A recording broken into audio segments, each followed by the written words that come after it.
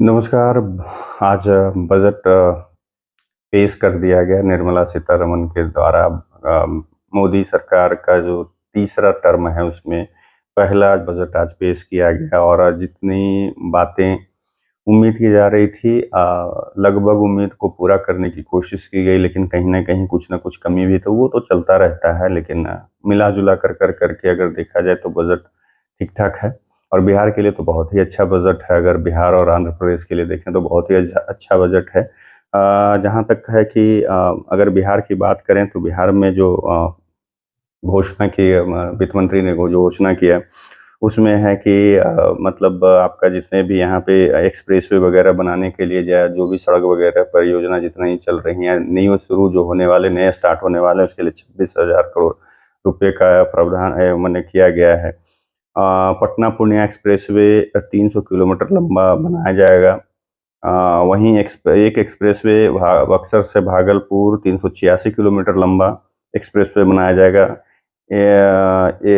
इससे राज्य के जो भी ये सब बन रहे हैं उससे 21 जिलों में रोड कनेक्टिविटी पहले से कहीं ज़्यादा बेहतर हो जाएगी और पूर्णिया और पटना की दूरी जो अभी ज़्यादा समय लग रहा है वो 3 घंटे में पूरी होकर की जाएगी। और जो एक्सप्रेसवे होगा वो किन-किन जिलों से गुजरेगा, वो पटना पूर्णिया एक्सप्रेसवे जो बताया गया है, पटना, वैशाली, बेगूसराय, नालंदा, लखीसराय, मुंगेर, खगड़िया, मधेपुरा और पूर्णिया। भागलपुर बक्सर एक्सप्रेसवे जो है बक्सर, भोजपुर, रोहतास, अरवल, औरंगाबाद, गया, जहानाबाद, नवादा, जमुई, शेखपुरा, बांका और भागलपुर। इस तरह से देखिए तो मतलब कि इस अच्छा मतलब मिल रहा है। और उसके बाद एक और भी है, भारतमाला प्रोजेक्ट के तहत भी बनने वाले गोरखपुर से सिल्लीगुड़ी एक्सप्रेसवे भी बिहार से होकर ही गुजरेगी।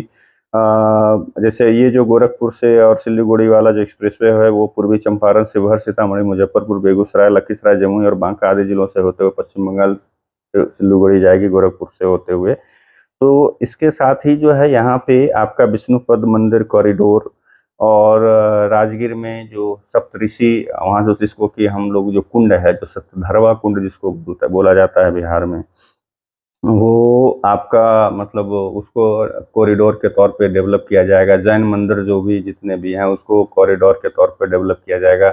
विष्णुपद मंदिर को कॉरिडोर, जैसे काशी कॉरिडोर है उसके तर्ज पे वहाँ भी डेवलप किया जाएगा। बौद्ध मंदिर बोध गया जो है वहाँ पे उसको उस कॉरिडोर, काशी कॉरिडोर के तहत ये किया जाएगा। दूसरा तीसरा चीज़ है कि आपका मतलब यहाँ नालंदा विश्वविद्यालय के लिए फंड और भी दिए जाएँगे, प्लस नालंदा को पर्यटन स्थल के रूप में डेवलप करने के लिए, विकसित करने के लिए केंद्र सरकार सहयोग करेगी।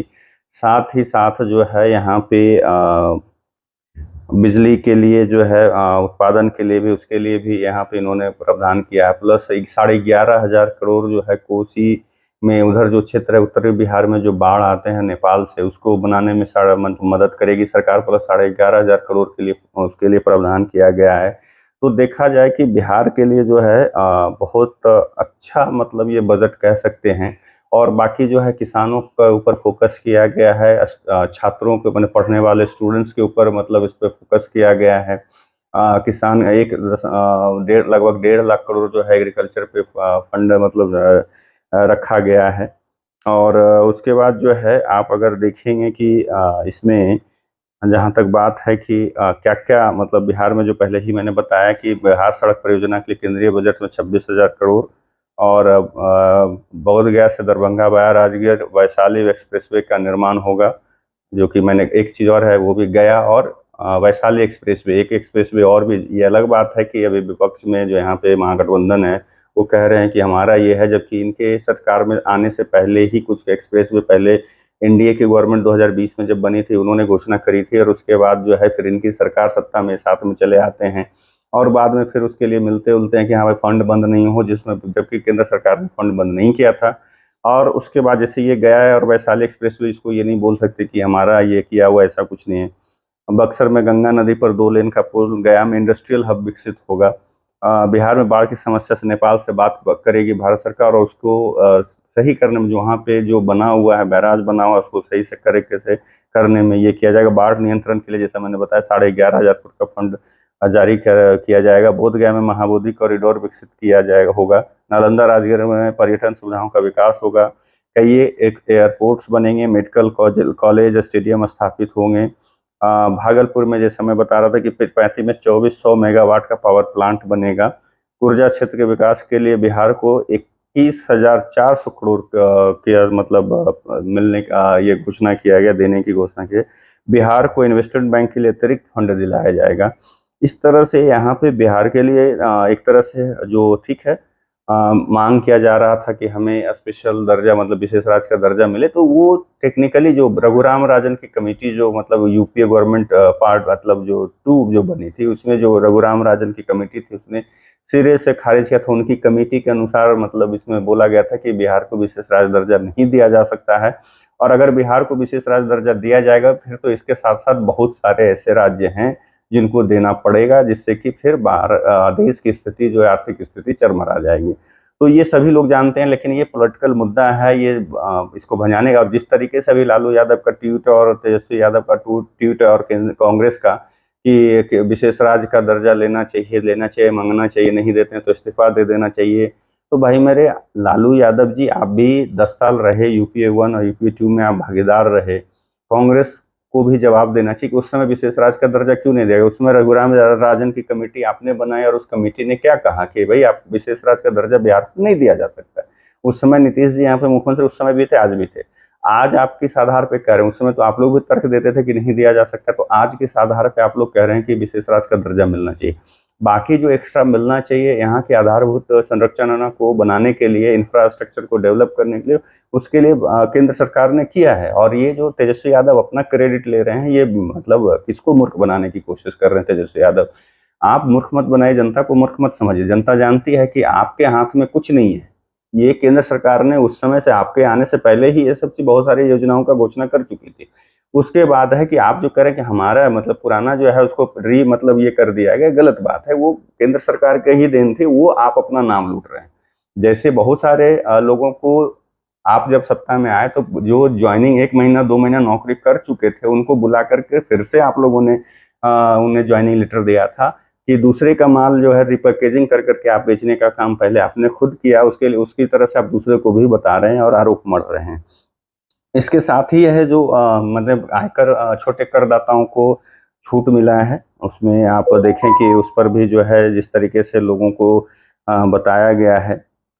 अब इस देश के लिए जैसे इंफ्रास्ट्रक्चर सेक्टर में 11 लाख करोड़ का प्रावधान है, और उसके बाद बाकी जो है करीब लगभग ये जो युवा स्किल डेवलपमेंट के लिए, फिर उनका इंटर्नशिप के लिए आपका मुद्रा लोन में 10 लाख की जगह बढ़ा करके 20 लाख कर दिया गया। ये अलग बात है कि बिहार में मुद्रा लोन नहीं दिया जाता है, नहीं मिल पाता। उसके अपने कारण है कि यहाँ एनपीए ज़्यादा, वो मानते हैं हम लोग, लेकिन उसके लिए बिहार को खास कुछ फायदा मिलने वाला नहीं है। लेकिन जो बिहार को बजट में जो दिया गया है वो अच्छा किया गया, और हमें लगता है कि मिला जुला कर करके, मेरी नज़रों में, मैं तो उतना अर्थव्यवस्था अर्थशास्त्री नहीं हूँ, लेकिन एक जो छोटा मोटा जो भी समझता हूँ कि जो ज़रूरी है, एक किसी भी स्टेट को डेवलप करने के लिए सबसे बड़ी कनेक्टिविटी की ज़रूरत है, इंफ्रास्ट्रक्चर की ज़रूरत है।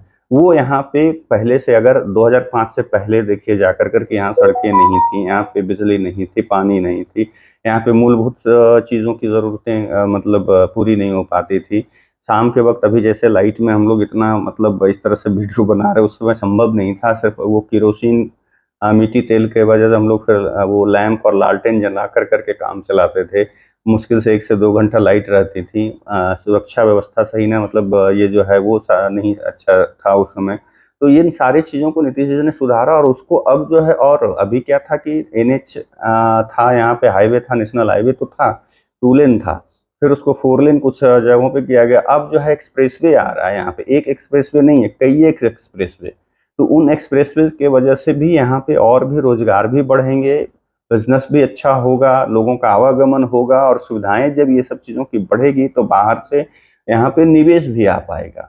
तो ये समझने वाली बात है कि इस तरह से जो विपक्ष बरगलाने का काम करता है, मुझे तो ये नहीं समझ में आता कि अगर अच्छा कुछ हो रहा है तो अच्छा कहिए ना, खराब हो रहा है उसको खराब बिल्कुल कहिए। जैसे ठीक है, नीट पर जो मामला आज सुप्रीम कोर्ट ने आदेश दिया कि नहीं, री एग्जाम नहीं होगा, जबकि उनको कहना चाहिए था। ये सुप्रीम कोर्ट किसके दबाव में क्या काम करती नहीं करती समझ से बाहर।